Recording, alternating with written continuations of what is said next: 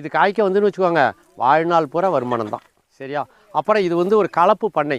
இது உள்ள ஊடு பயிரா மாமரம், புளிய மரம், இன்னும் மற்ற பலா மரம் எல்லா மரங்களையும் கொண்டு வரணும். 40 அடி இடைவெளியில் தென்னை வச்சுருக்கோம்.